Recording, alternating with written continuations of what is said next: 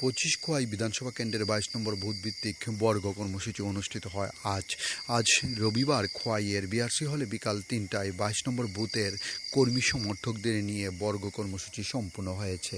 মূলত দলীয় বিভিন্ন কর্মসূচি কিভাবে সম্পূর্ণ করতে হবে সেই বিষয়ে আজকের এই বর্গ কর্মসূচি সম্পূর্ণ হয়েছে। এই বিষয়ে আলোচনা করতে গিয়ে 22 নম্বর বুথের সভাপতি রঞ্জিত গুপ বিস্তারিতভাবে আলোচনা করেন। বিগত কিছুদিন আগে খোয়াই বিজেপি জেলা কার্যালয়ে জেলাভিত্তিক এবং মণ্ডল ভিত্তিক 3 দিনের বর্গ কর্মসূচি সম্পন্ন হয়েছিল। সেই কর্মসূচিটির ধারাবাহিকতা বজায় রেখে বুথভিত্তিক 4 ঘন্টার বর্গ সম্পন্ন হয় আজ।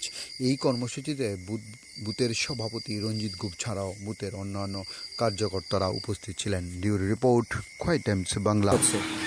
আজকে আমাদের 25-22 নম্বরে যে বর্গ চলছে, এই বর্গটা আমাদের জেলা বিষয়ে আমাদের মণ্ডলভিত্তিক হয়েছে এবং জেলাভিত্তিক হয়েছে এবং আজকে এই জেলাভিত্তিক এই বর্গতে আমরা ছিলাম 3 দিনে আমার একটা বর্গ হয়েছে, আমরা লাস্ট করেছি।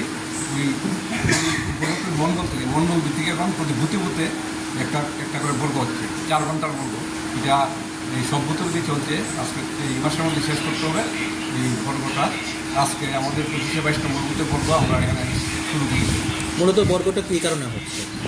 ওই তো সাংগঠনিক বিভিন্ন আলোচনা, সাংগঠনিক বিষয় নিয়ে আলোচনা এবং প্রশিক্ষণ দেওয়া তাদেরকে দল আমাদের বিজেপির সঙ্গে অনেক কিছু জানা, দীনদয়াল উপাধ্যায় যে আমাদের এই আমাদের যে মার্কে চালাচ্ছে ওই মার্ক সম্বন্ধে তাদেরকে ধারণা দেওয়া, বিজেপির অনেক কিছু শেখার এখানে আছে।